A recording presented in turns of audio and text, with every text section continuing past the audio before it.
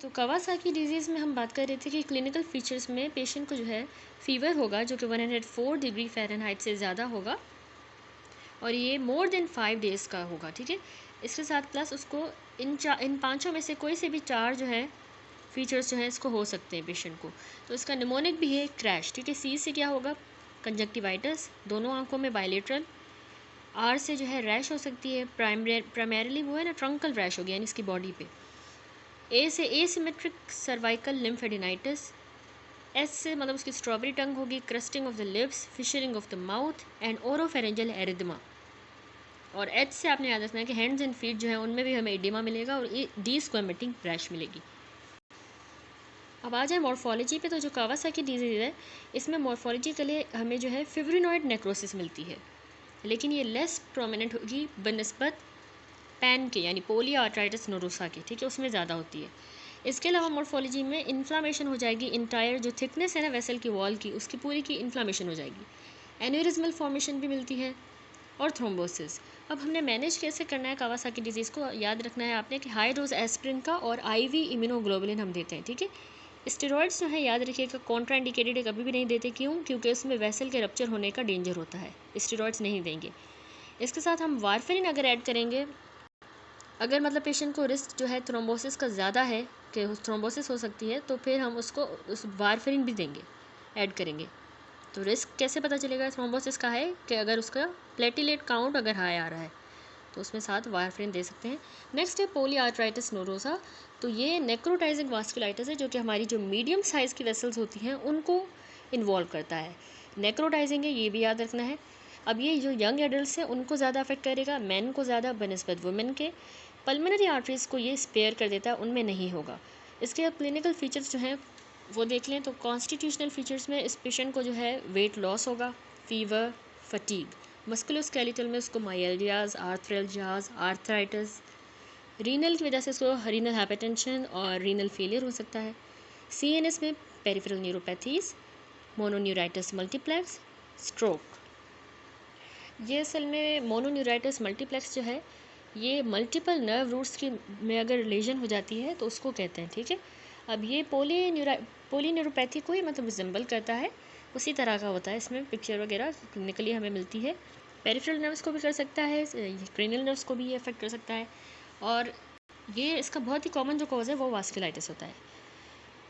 GI में और gastro urinary genito urinary track में जो है वो हमें क्या मिलेंगे सिम्टम्स, एक तो एब्डोमिनल पेन, कोलेसिस्टाइटिस और टेस्टिकुलर पेन, ठीक है। ये हो गई पोलीआर्थराइटिस नोरोसा की सारी क्लिनिकल फीचर्स। अब क्लिनिकल पर्ल्स में कह रहा है कि मोनोन्यूराइटिस मल्टीप्लेक्स वही बात कर रहा है कि रेफर करता है कि अगर 2 से ज़्यादा पेरिफेरल नर्व्स की इन्वॉल्वमेंट हो तो उसको हम ये कहते हैं, ठीक है। मोनोन्यूराइटिस मल्टीप्लेक्स जो है ये कॉज किससे होता है, सिस्टेमिक कंडीशंस हैं, जैसे कि इस पोलीआर्थराइटिस नोरोसा की वजह से, एड्स, डायबिटीज़, लेप्रोसी। एग्जाम्पल देखें, कॉम्बिनेशन अगर हमें मिले, रेडियल नर्व की पाल्सी भी है किसी पेशेंट को यानी उसको रिस्ट ड्रॉप हो रहा है, और उसके साथ साथ उसको कॉमन पेरोनियल नर्व की भी पाल्सी है यानी फुट ड्रॉप, तो ये एग्जाम्पल है मोनोन्यूराइटिस मल्टीप्लेक्स की, ठीक है। मॉर्फोलॉजिकली जब हम देखेंगे पोलीआर्थराइटिस नोडोसा में क्या मिलेगा हमें कि सेगमेंटल नेक्रोटाइजिंग वास्कुलाइटिस होगा, कहीं पे होगी कहीं नहीं वेसल्स में, ठीक है, सेगमेंटेड। इसके अलावा वेसल्स जो होंगी ना वो all stages of acute and chronic inflammation में होंगी, किन में अक्यूट इन्फ्लामेशन हो रही है, किन में क्रोनिक का स्टेज चल रहा है, ठीक है। अक्यूट जो लेजन होगी उसमें हमें क्या मिलेगा कि फिब्रिनॉइड नेक्रोसिस होगी ट्रांसम्यूरल इन्फ्लामेशन के साथ। हीलिंग लेजन, ये हो गया अक्यूट लेजन। हीलिंग लेजन में क्या मिलेगा हमें कि फाइब्रोब्लास्ट की अगर प्रोलिफरेशन मिल रही है इसका मतलब है कि ये हील हो रही है लेजन, और जो हील्ड हो चुकी है उसमें हमें क्या मिलेगा कि नोड्यूलर फाइब्रोसिस होगी और इंटरनल इलास्टिक लेमिना बिल्कुल ही ख़त्म हो चुकी होगी, लॉस इंटरनल। तो उसका मतलब है कि ये वाली स्टेज जो है हील्ड स्टेज है, ठीक है। इस तरह से हम अंदाज़ा लगाते हैं मॉर्फोलॉजी की मदद से। अब मैनेज हमने कैसे करना है पोलीआर्थराइटिस नोडोसा को, लैब फाइंडिंग्स की बात करें सबसे पहले तो बहुत इंपॉर्टेंट बात कि हेपेटाइटिस B सरफेस एंटीजन जो है ये 30% ऑफ द पेशेंट में हमें केसेस में पॉजिटिव मिलता है। और इसके अलावा इसकी anti neutrophil cytoplasmic auto antibodies जो एनकाज होती हैं उसके साथ इसकी कोई भी एसोसिएशन नहीं है। ये हमने बेसिक में सारी पॉइंट्स देखी। अब हम डायग्नोस कैसे करेंगे पोलीआर्थराइटिस नोडोसा को, हम एंजियोग्राफी करेंगे तो हमें जो है ना डायलिटेशन और कॉन्स्ट्रिक्शन के एरियाज़ मिलेंगे, ठीक है, तो वो हमें बीडिंग अपीयरेंस मिलती है, जिस तरह मोती नहीं होते लड़ी में, तो उस तरह का बीडिंग अपीयरेंस एंजियोग्राफी में मिलेगा। दूसरा, हम डायग्नोसिस के लिए बायोप्सी करते हैं उस अफेक्टेड साइट की, और ये हमें बहुत ही ज़्यादा एक्यूरेट रिजल्ट देता है। ठीक है, बायोप्सी। ट्रीट कैसे करना है? PAN को कॉर्टिकोस्टेरॉइड्स देंगे और साइक्लोफॉस्फामाइड। अगला टॉपिक है माइक्रोस्कोपिक पोलीएंजाइटिस। ये भी नेक्रोटाइजिंग ही वेस्कुलाइटिस है, लेकिन ये इन्वॉल्व किसको कर रही है? स्मॉल वेसल्स को। वो जो था वो मीडियम साइज़ की वेसल्स को अफेक्ट कर रहा था, पोलीआर्थराइटिस नोडोसा। ठीक है, PAN। लेकिन ये माइक्रोस्कोपिक जो पोलीएंजाइटिस है, नाम से पता चल रहा है कि ये स्मॉल यानी माइक्रोस्कोपिक वेसल्स को अफेक्ट करेगा, आर्टीरियोल्स को, कैपिलरीज को और वेन्यूल्स को। ये आपने याद रखना है, इसकी कोई भी हेपेटाइटिस बी के साथ एसोसिएशन नहीं है, जिस तरह हमने ऊपर देखी PAN में। ये जो है पल्मोनरी कैपिलरीज को इन्वॉल्व करेगा, जबकि PAN नहीं कर रहा था। इसके अलावा ये peri nucleus anti neutrophilic cytoplasmic antibodies जो होती हैं, ऑटो एंटीबॉडीज़ N का, PN का, उसके साथ इसकी एसोसिएशन है 70% केसेस में, लेकिन वहाँ पे नहीं थी। तो ये डिफरेंशिएटिंग पॉइंट्स हैं इसके। क्लिनिकल फीचर्स में ये माइक्रोस्कोपिक पोलीएंजाइटिस में हमें पॉसी इम्यून ग्लोमेरुलोनेफ्राइटिस मिलेगा। पॉसी का मतलब होता है, हमने डिस्कस कर लिया है कि लेस, मतलब इतना ज़्यादा ना हो, लेस मार्क। ठीक है, थोड़ी बहुत हमें ग्लोमेरुलोनेफ्राइटिस मिलेगी। और पल्मोनरी जो कैपिलरी एल्वियोलाइटिस है, उसमें जो है जो हमें पल्मोनरी हेमरेज मिलेगी और पेशेंट को हेमेप्टाइसिस होगी। ठीक है, डर्मल जो ल्यूकोसाइटोक्लास्टिक वेन्यूलाइटिस अगर हो जाती है, तो उसमें जो है पाल्पेबल पर्प्यूरा मिलेंगे हमें। तो ये यानी डिफरेंट अगर कैपिलरीज और वेन्यूज़ वगैरह को अफेक्ट कर रहा है, तो उस हिसाब से इसकी क्लिनिकल पिक्चर है।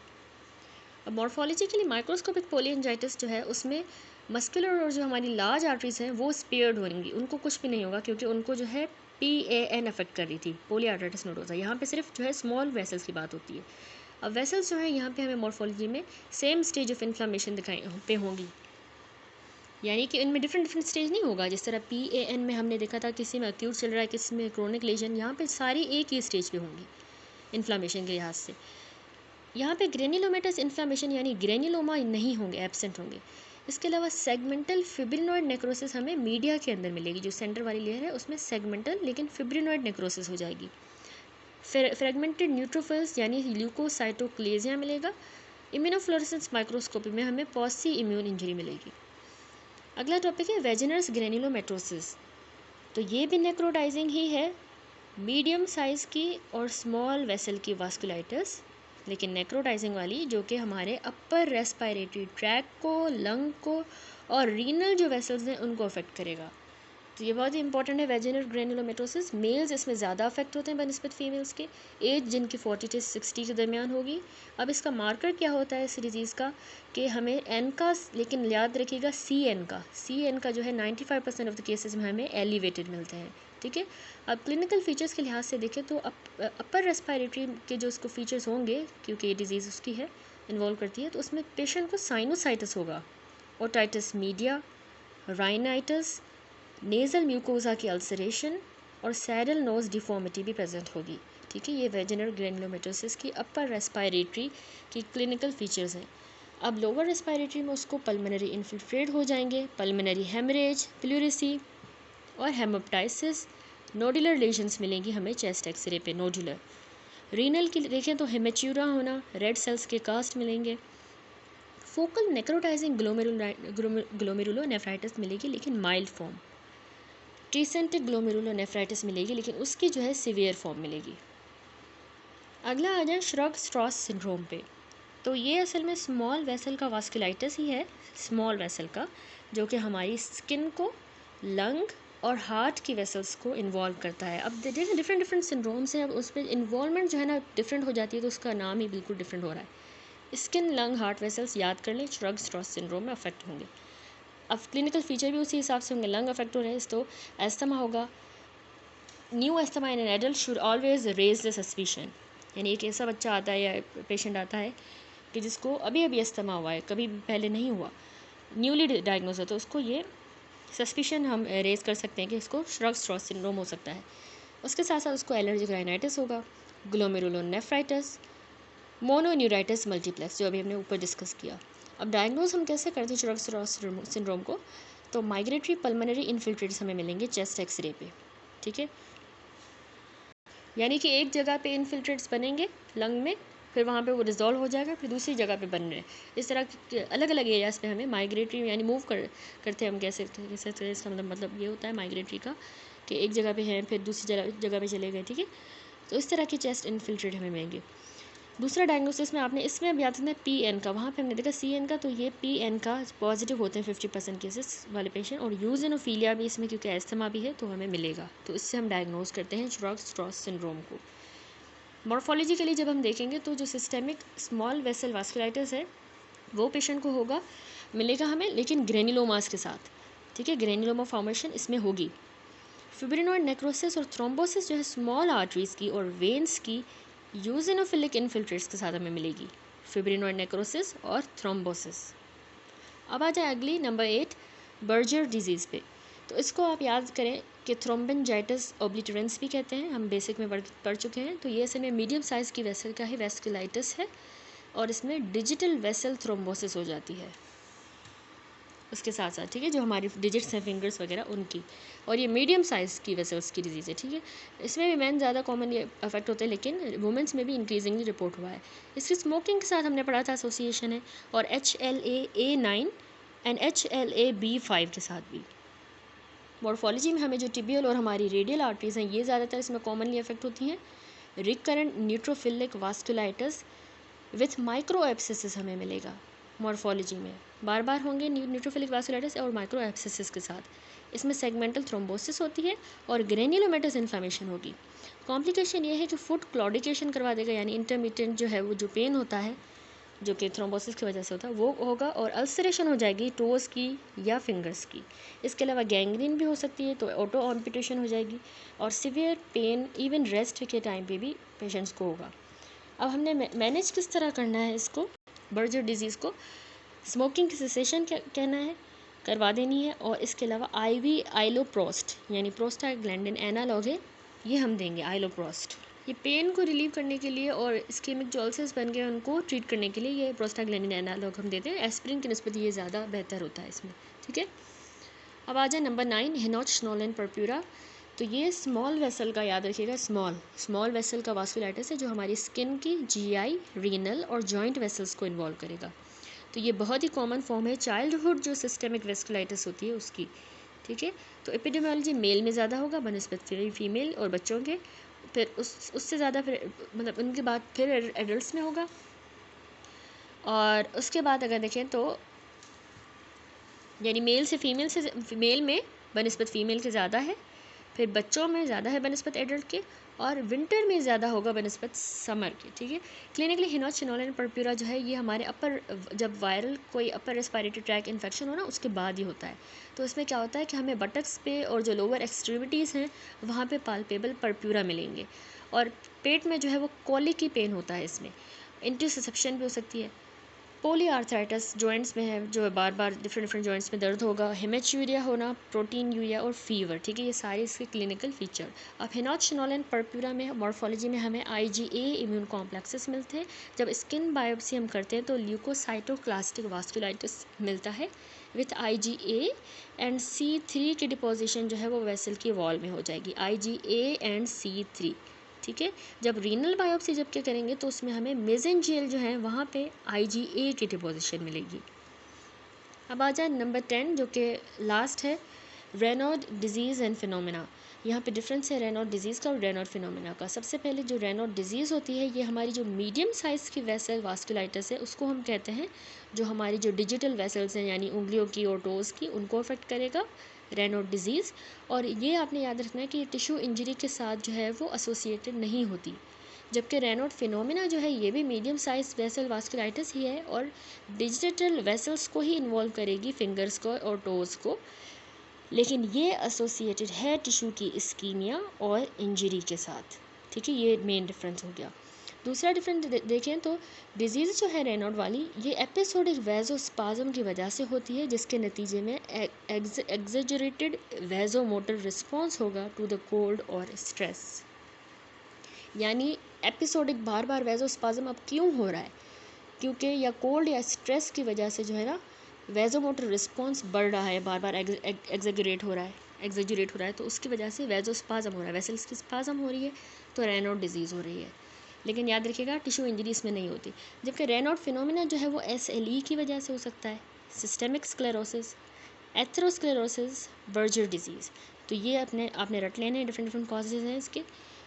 रेनॉल्ड डिजीज़ जो है वो यंग वुमेन को अफेक्ट करती है और ये इतनी सीवियर नहीं है, लेस सीवियर। जबकि रेनॉल्ड फिनोमिना 30 साल से ज़्यादा वाले मैन और वुमेन को अफेक्ट करती है, एडल्ट्स को, और ये ज़्यादा सीवियर है।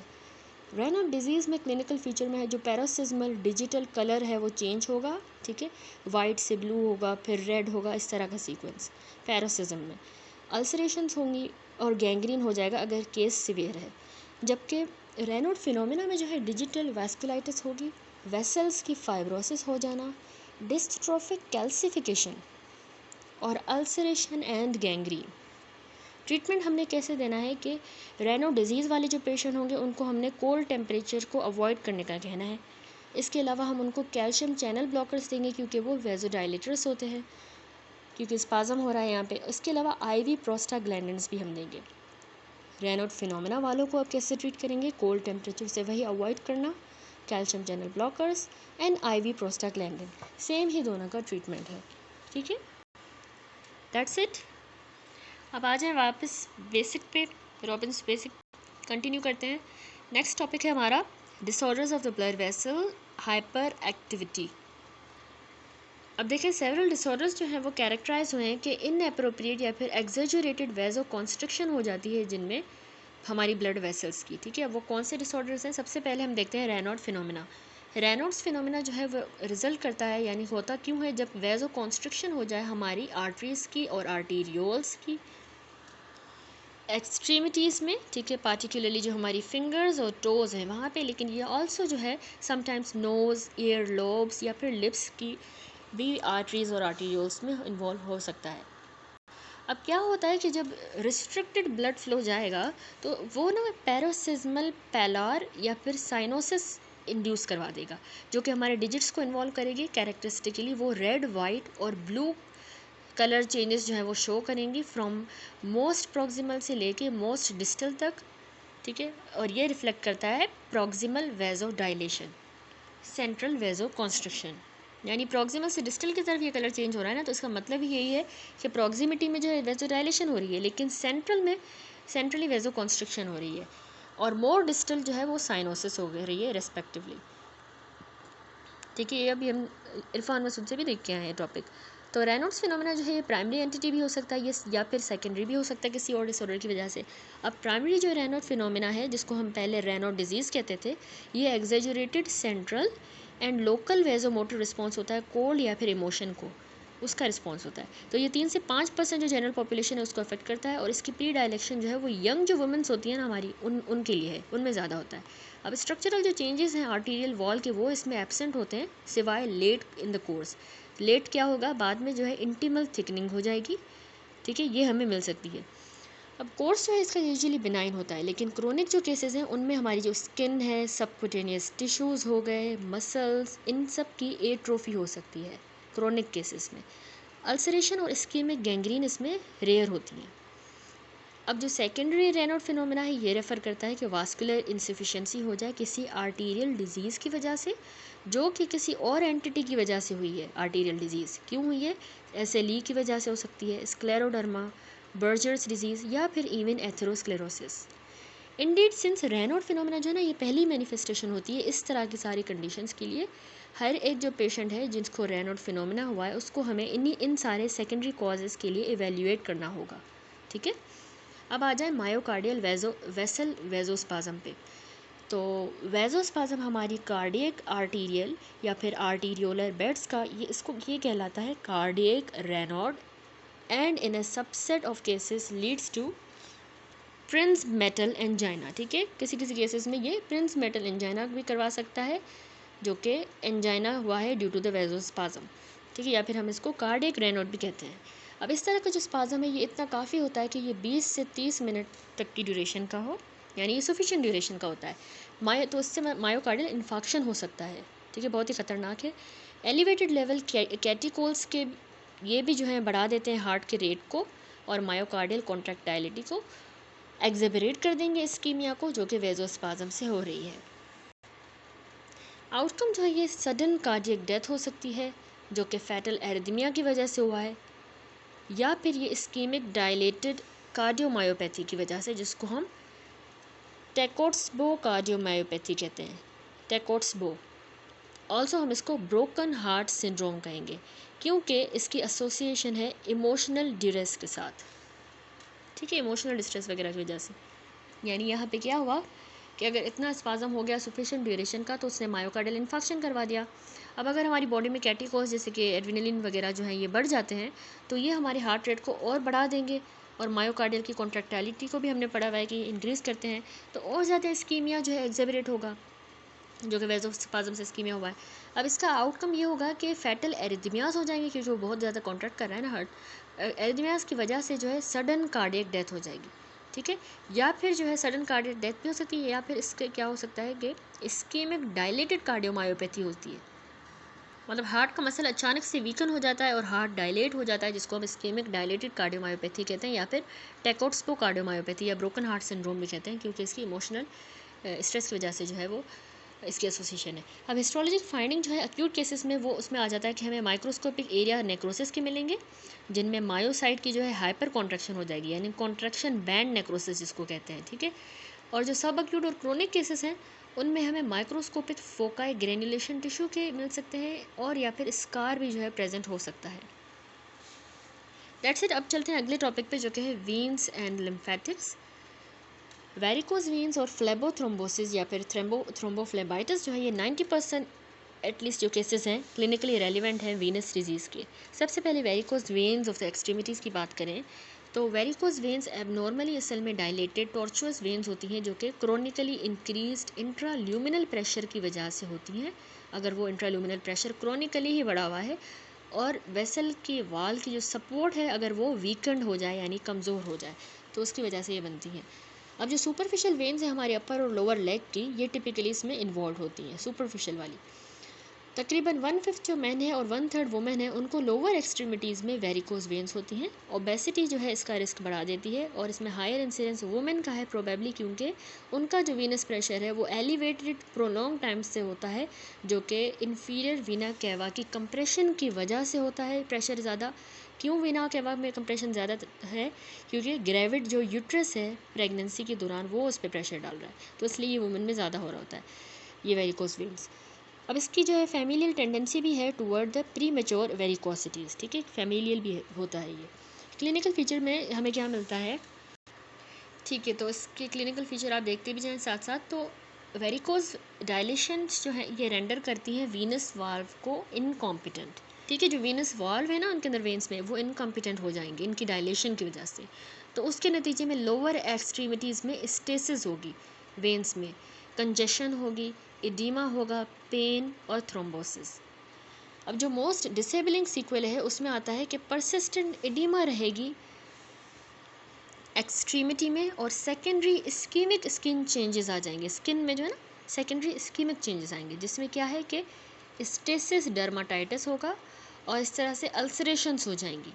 लेटर जो है आगे जाके ये क्रोनिक वेरिकोज अल्सर्स भी बना सकते हैं as a consequence of poor wound healing and superimpose infections की वजह से, और पुअर वुंड हीलिंग की वजह से क्रोनिक वेरिकोज अल्सर्स बन सकते हैं। ऑफ नोट एम्बोलिज्म जो है इन्हीं सुपरफिशियल वेन से बहुत ही रेयर है बनिस्बत, in contrast with the relatively frequent emboli जो कि थ्रोम्बोस्ड डीप वेन से आता है। ये सुपरफिशियल है ना वेरिकोज वेन, तो यहाँ पे जो डीप वाली वेन है अगर उनमें थ्रोम्बोसिस हो जाती है तो वो असल में मेन सोर्स ऑफ एम्बोलाई बनती है, ये नहीं बनती इतनी एम्बोलाई का मेन वजह, ठीक है। अब आ जाए वेरिकोसिटीज़ ऑफ द अदर साइड्स पे। तो देखिए वीनस डायलिटेशंस जो हैं दो अदर साइड्स पे भी जो है मेरिट करती हैं स्पेशल अटेंशन। पहली है ईसोफेजियल वेराइसिस। अब ईसोफेजियल वेराइसिस की अगर बात करें तो देखिए लिवर सिरोसिस जो है ना, और लेस फ्रीक्वेंटली जो पोर्टल वेन की जब ऑब्स्ट्रक्शन हो जाए या फिर हमारी हेपेटिक जो वेन है उसकी जो है थ्रोम्बोसिस हो जाए, तो उसके नतीजे में जो है ओपनिंग हो जाती है पोर्टो सिस्टेमिक शंट्स की, और ब्लड फ्लो जो है वो कौन सी साइड्स पे जो है ज़्यादा हो जाएगा। एक तो हमारे जो गैस्ट्रो ईसोफेजियल जंक्शन है वहाँ पे ब्लड फ्लो ज़्यादा हो जाएगा, जो कि ईसोफेजियल वेराइसिस बना देगा, ठीक है, इस जंक्शन पे। दूसरा जो है रेक्टम पे अब ज़्यादा हो जाएगा तो फिर वो हेमरॉइड्स करवा देगा। और इसके अलावा तीसरा पेरी जो अम्बिलाइकल हमारी वेन्स होती है एब्डोमिनल वॉल की, तो ये कैपेट मेडूस से बना देगा। अब ईसोफेजल ये जो वेराइसेस हैं ये बहुत ही इंपॉर्टेंट हैं सिंस कि ये प्रोन होती हैं टू रप्चर्स, ठीक है, जो कि लीड कर सकता है मैसिव इवन फैटल अपर गैस्ट्रोइंटेस्टाइनल हेमरेज करवा सकता है, बहुत ही ज़्यादा किस्म की हेमरेज अपर गैस्ट्रोइंटेस्टाइनल। नेक्स्ट है हेमरॉइड्स। तो हेमरॉइड्स भी वेरिकोस डायलेशन ही होती हैं हमारे वीनस प्लेक्सस की एट द एनोरेक्टल जंक्शन पे जो होता है, ठीक है, एनोरेक्टल जंक्शन पे। तो उसके नतीजे में ना ये मतलब क्यों बनती है, जब प्रोलॉन्ग्ड पेल्विक वास्कुलर कंजेशन हो, और वो प्रेगनेंसी से भी एसोसिएटेड हो सकता है या फिर किसी स्ट्रेनिंग की वजह से, जब हम डिफिकेट करते हैं तो उस वक्त जब स्ट्रेनिंग होती है तो उसकी वजह से पेल्विक वास्कुलर कंजेशन होगी और ये हेमरॉइड्स हो सकते हैं। अब हेमरॉइड्स जो है ये सोर्स ऑफ ब्लीडिंग होते हैं और ये प्रोन होते हैं टू थ्रोम्बोसिस, इनमें थ्रोम्बोसिस हो सकती है और पेनफुल जो है अल्सरेशन। अगला टॉपिक है हमारा थ्रोम्बोफ्लेबाइटिस एंड फ्लेबोथ्रोम्बोसिस। थ्रोम्बोसिस हमारी जो डीप वेन्स होती हैं लेग की, उनकी जो है ये अकाउंट करता है for more than 40% of the cases, sorry 90% of the cases, जो कि थ्रोम्बोफ्लेबाइटिस के होते हैं और फ्लेबोथ्रोम्बोसिस के, ठीक है, ये डीप वेन की थ्रोम्बोसिस की वजह से।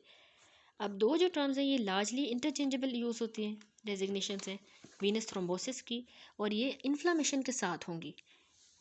बाकी जगहें जहाँ पे वीनस थ्रोम्बाई जो हैं बनते हैं वो है हमारी पेरीप्रोस्टेटिक जो वीनस प्लेक्सस होता है मेल्स में, उनमें, और इसके अलावा पेल्विक वीनस प्लेक्सस फीमेल्स में, एज वेल एज इसके अलावा जो स्कल की जो लार्ज वेन्स हैं उनमें भी बनते हैं, और ड्यूरल साइनसेस स्पेशली अगर इन्फेक्शन हो जाए या इन्फ्लामेशन तो ड्यूरल साइनसेस में भी थ्रोम्बाई बनते हैं।